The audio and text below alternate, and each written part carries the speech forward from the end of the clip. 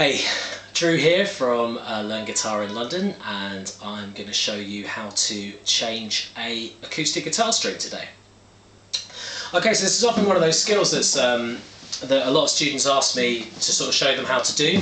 You know, you've got a guitar for the first time and maybe a string snaps, or sometimes you should just be replacing your strings and keeping good care of your guitar, okay? Because as soon as the strings start to get quite dull, so I'm not sure if you can see on an example of this, but they start off kind of very shiny, and over time they start to kind of dull down. So if I just show you, I don't know if you can see there, but these are the new strings, and you can see that they've got quite a lot of shine to them, whereas the old ones that have been on there a little while, they're starting to fade. Okay, so basically they get covered in finger gunk, and they lose their life, which means the guitar doesn't sound as good. Okay, so changing your strings can really sort of invigorate your guitar, and consequently you like the sound of your guitar and you want to keep on playing, so it's a really good thing to do. So today I'm going to change this E string here and show you how to do that. The things that you're going to need before we get started: obviously you're going to need some spare strings, so you're going to need to buy yourself a pack of acoustic guitar strings. You're going to need a, you don't have to use this, but this is a string winder. I'm going to teach you what that means in a minute. You can use your hands, but it just takes a little bit longer. And definitely something that you're going to need is some wire cutters, okay? Because you just can't cut these strings with the kitchen scissors, you're going to ruin them, okay? So some wire cutters is also quite useful. At the bottom of this page is a link to a multi-tool, which is a wire cutter and a string winder combined, and that is perfect for this job, okay? So check that out. Cool, so we're going to start off with, we're going to take off this string, okay? Very simple. We're going to hold down the headstock here, hold down the peg, and we're going to start taking the string off so that it gets loose, okay? Obviously, you don't want to be turning it so it's getting tighter, you want to be turning it to loosen the string, okay? But eventually the string is loose and flaps around. So I'm just going to turn that through.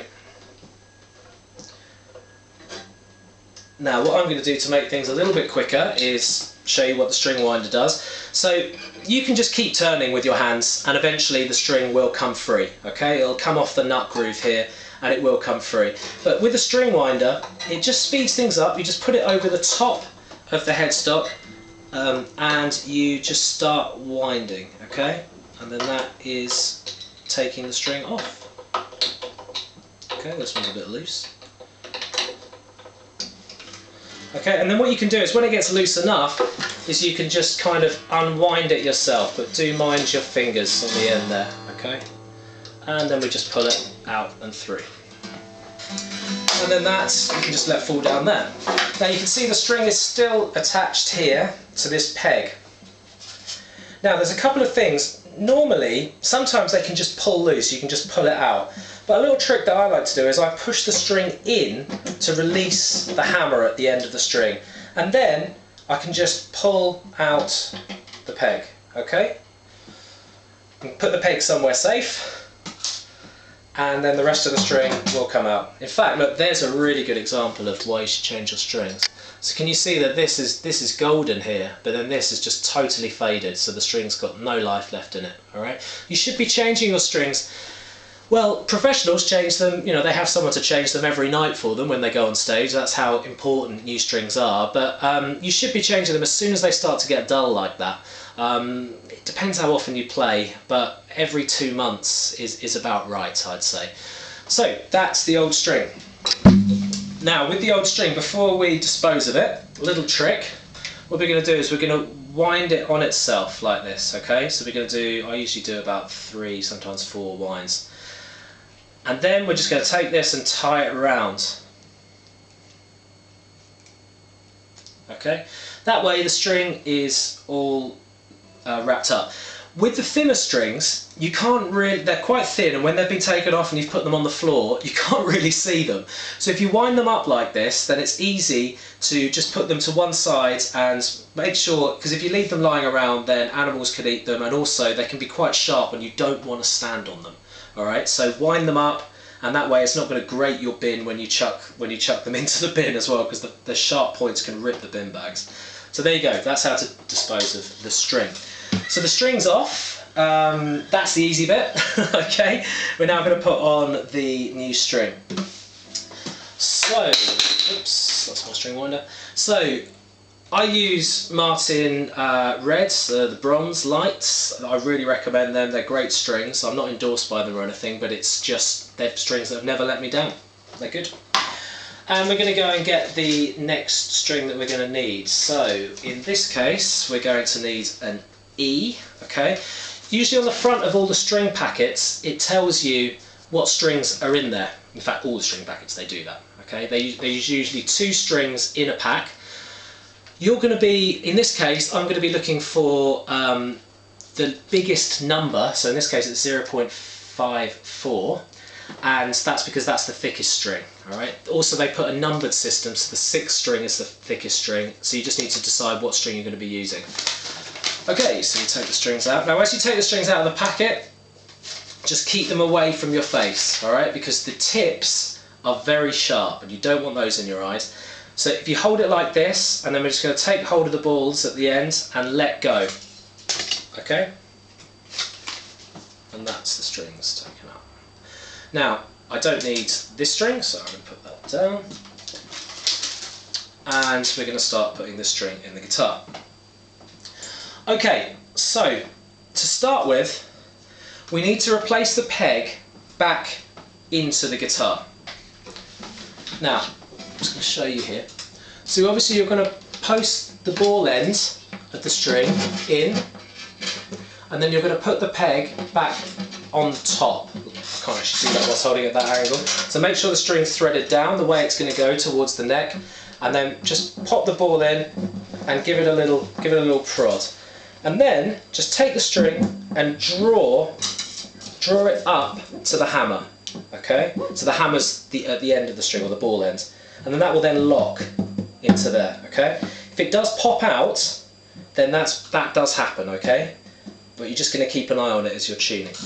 Okay, then with the remainder of the string, you've obviously got the thin end, which is going to make threading it a lot easier, okay? This is where, if I could see what you could see, it would make things a little bit easier. So we're going to thread through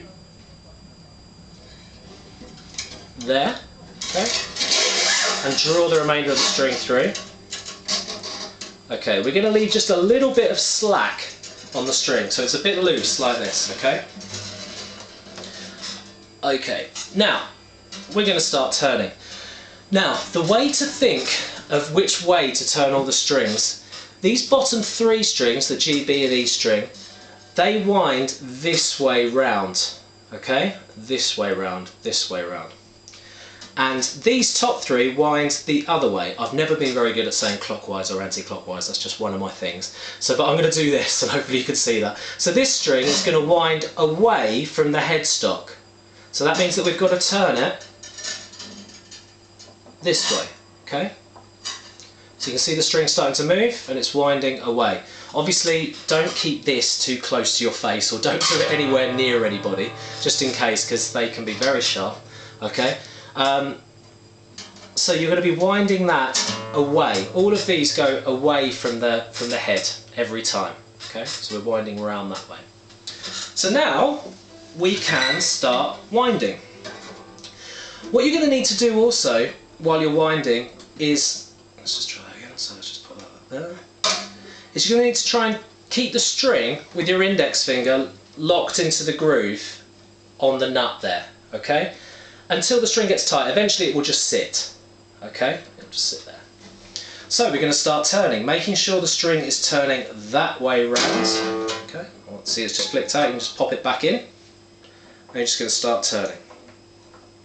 Once again, this is the part where you don't want this part to hit you in the face. And then you're going to start turning.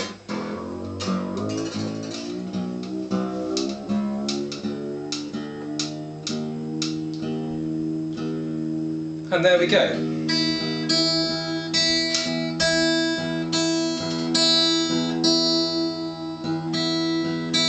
I'd actually have, normally at this point you would be using your tuner, and you would be having the tuner on your leg and looking at that, tuning it to the letter that string is. In this case it would be E, and you'd just be making sure that the tuning peg is, the tuner is saying E for that. But I've done that by ear today, so that they just sound the same as the bottom string. Okay, so there you go, quite painless, and the tuning peg is sitting in, and everything is good to go. We do have the slight issue of the excess string. Now, if you want to be cool and funky and Bob Dylan, you could always curl it up, but I personally think that looks a bit scruffy. So I use pliers, alright? You should be using pliers. If you use kitchen scissors, you're gonna blunt them, alright? I remember the first time I ever changed a guitar string, my mum went mental at me because I blunted the scissors. So use some decent wire cutters. Okay, so when we're gonna cut the string, we're going to cut it and leave about 1 centimetre spare, okay? And then just going to, and that's done.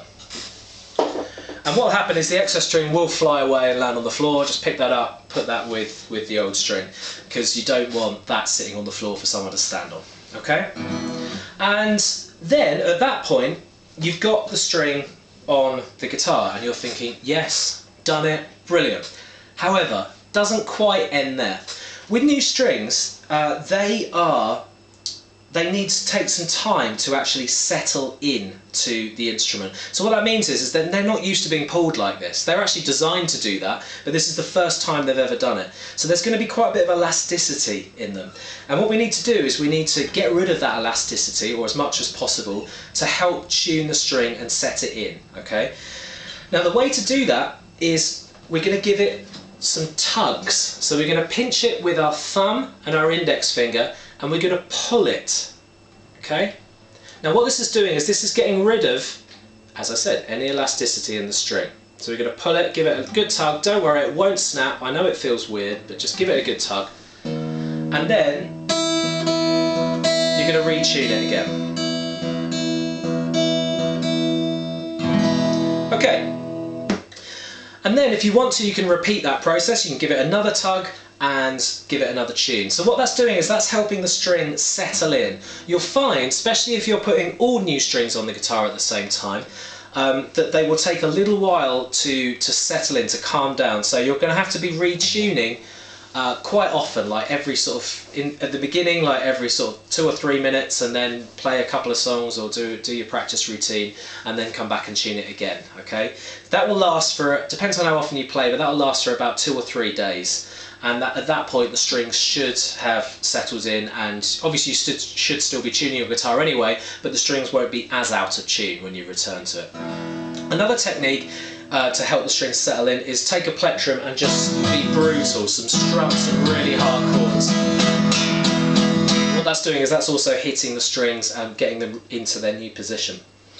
Okay, that is everything for this guitar string changing lesson. I really hope that's been useful for you. If you do have any questions, then just ask me using the form below, and happy string changing. Take care, bye.